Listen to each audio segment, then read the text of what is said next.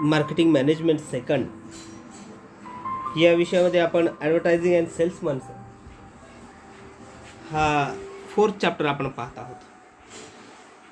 यामध्ये आज आपण इम्पॉर्टन्स ऑफ ॲडव्हर्टायझिंग पाहणार आहोत. जाहिरातीचं महत्त्व आणि हे जाहिरातीचं महत्त्व दोन व्यक्तीच्या दृष्टिकोनातून पाहू आपण. पहिला आहे टू द कस्टमर, ग्राहकाच्या दृष्टिकोनातून, आणि त्यातला पहिला घटक आहे कन्व्हिनियन्स. कन्व्हिनियन्स मीन्स सुविधा. Targeted informative advertisement make a customer decision making process easier as they got to know what suit their requirement on budget. आपल्या बजेटनुसार आपणास कुठली वस्तू परवडेल हे जाहिरातीच्या दृष्टिकोनातून लक्षात येत असतं. उदाहरणार्थ, आपण जर स्लीपर घ्यायचं ठरवलं तर बाहेर दुकानामध्ये पॅरागॉन हे 110 ते 150च्या दरम्यान मिळते. त्याच रेंजमध्ये फ्लाईट नावाची प्लास्टिकची जे स्लीपर आहे ती सुद्धा तुम्हाला 140 ते 150च्या आसपास मिळते. मात्र आपण बिग बाजार किंवा डीमार्ट सारख्या ठिकाणी गेलो तर स्लीपर 199 रुपीजला परचेस कराव्या लागतात. मात्र प्रत्येकाची डिझाईन फॅसिलिटी ह्या वेगवेगळ्या आहेत. मग ग्राहकाला कुठल्या रेंजमधल्या स्लीपरच आहेत, परंतु कुठल्या रेंजमधल्या पाहिजेत हे लक्षात येतं जाहिरातीवरून.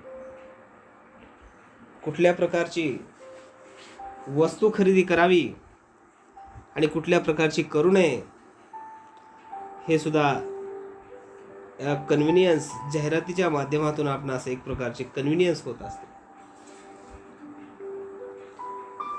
ते नेक्स्ट आहे अवेअरनेस, जागरूकता.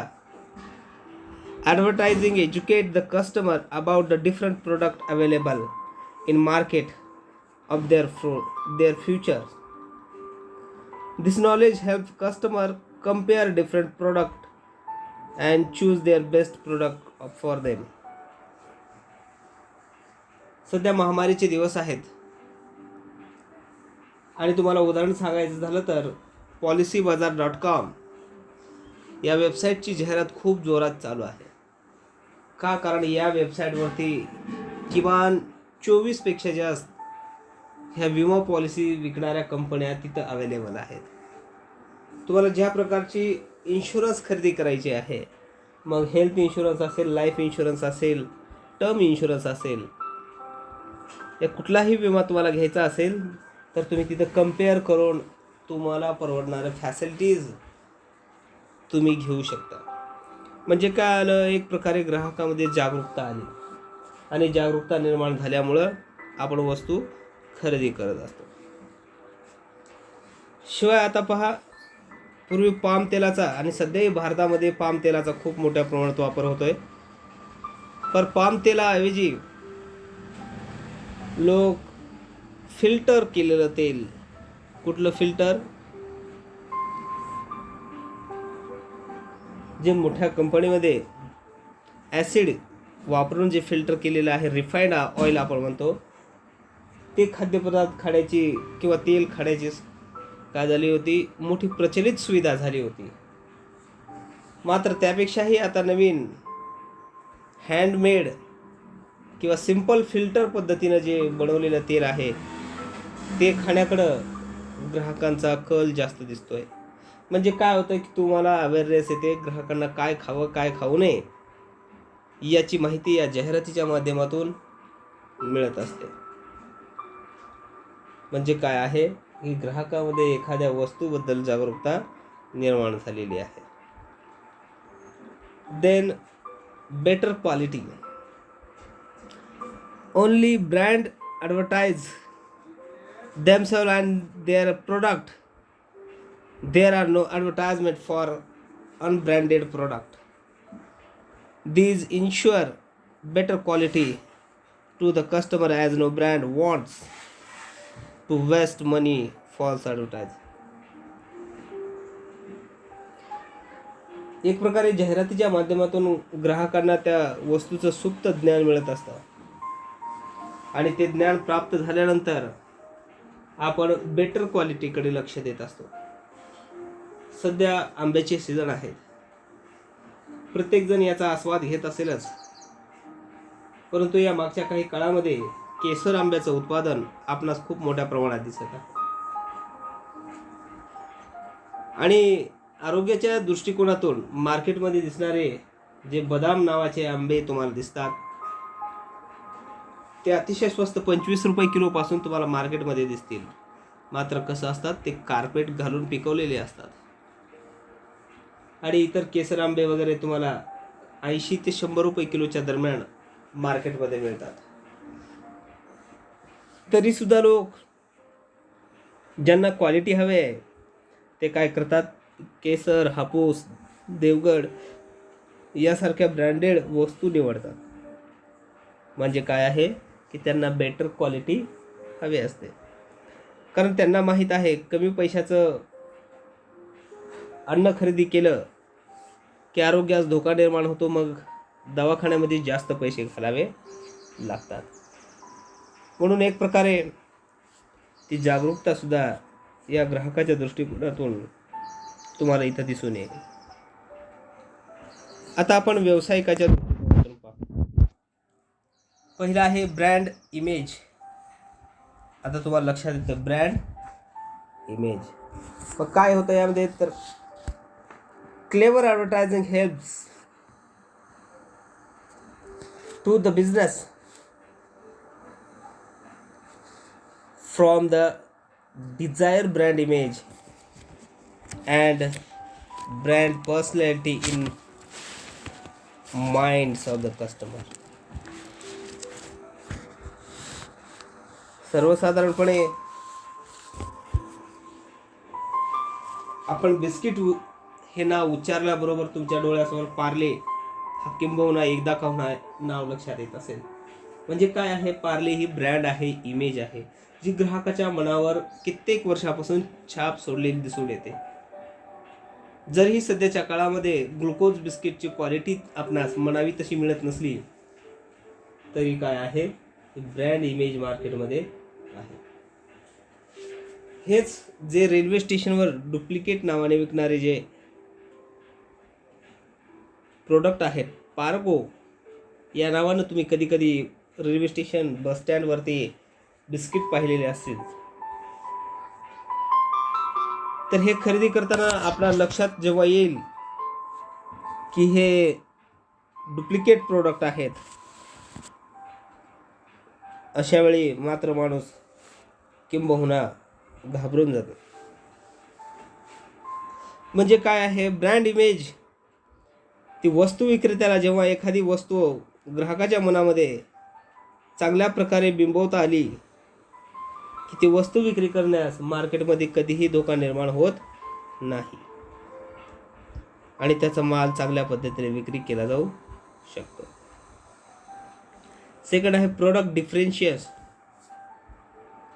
Advertising helps to business differentiate its product from those the competitors and communicate its features and advantages to the target audience.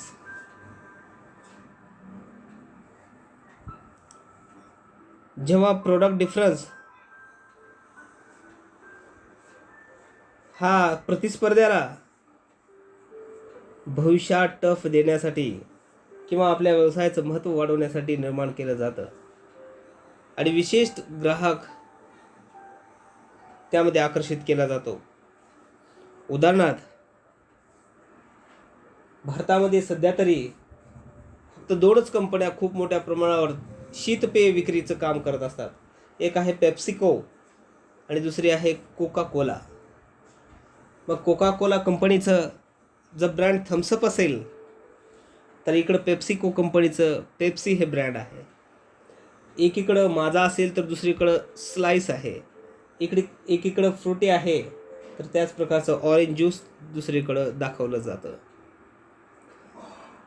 या पद्धतीनं ज्या पद्धतीनं कॉम्पिटिटर्स मार्केटमध्ये ब्रँड उतरवलं जातं, अगदी त्या पद्धतीनंच तुम्हाला सुद्धा तशा प्रकारचं टार्गेट ऑडियन्स करण्यासाठी या प्रकारची सुविधा हे उत्पादनकर्ते पुरवले जातात. म्हणजे प्रोडक्ट डिफरन्स जेव्हा ठेवलं जातं तेव्हा आपोआप ग्राहक त्याकडे आकर्षित करण्याचा हा एक जाहिरातीचा माध्यम दिसून येतो. याच पद्धतीने नेक्स्ट आहे increases goodwill. Advertising entering brand vision and increases a goodwill of their brand of customer. जेव्हा एखाद्या वस्तूची चांगल्या प्रकारे जाहिरात होत असते तेव्हा ती वस्तू कशी असते, ब्रँडेड आहे असं भासवलं जातं आणि ती वस्तू खरेदी करण्यामागच ग्राहकांचा कल असतो. उदाहरणार्थ फेअर अँड लवली, जवळपास 70% ग्राहक फेअर अँड लवलीचे प्रोडक्ट वापरतात. मात्र ते ब्रँड आहे का हो? नाही. तरीसुद्धा याची जाहिरात सर्वात जास्त होत असते.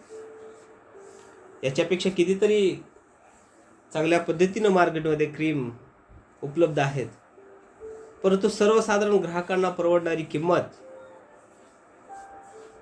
आणि आकर्षक असं भासवलेलं सौंदर्य यामधूनच याची इमेज तयार होत असते आणि यातूनच नावलौकिक होत असतं. देन पुढचं आहे value for money. Advertising delivers the message to a wide audience and trends to be value for money when compared to other elements of the promotion mix. जाहिरात काय करत असते, ग्राहकांचं मन आकर्षित करत असते, वळवत असते. म्हणजे जाहिरात निर्माण करण्यासाठी खूप मोठ्या प्रमाणावर खर्च केला जातो. मग हा खर्च कुठून काढला जातो, तर प्रमोशन मिक्स मधून हा खर्च काढला जातो. म्हणजेच एखादी वस्तू आपली मार्केटमध्ये कोणत्या कामासाठी उपयुक्त आहे हे दर्शवण्यासाठी जेव्हा आपण विविध माध्यमाने त्याची जाहिरात करतो तेव्हा आपण प्रमोशन मिक्स करत असतो. म्हणजे एक प्रकारे त्याची काय आहे, व्हॅल्यू निर्माण आपण बाजारात करत असतो आणि व्हॅल्यू निर्माण झाल्यामुळे त्या वस्तूचं महत्त्व दिसून येत असतं. मग आज आपण इम्पॉर्टन्स ऑफ ॲडव्हर्टायझिंग पाहिलेले आहे. याच पद्धतीने भेटू नेक्स्ट लेक्चरमध्ये. धन्यवाद.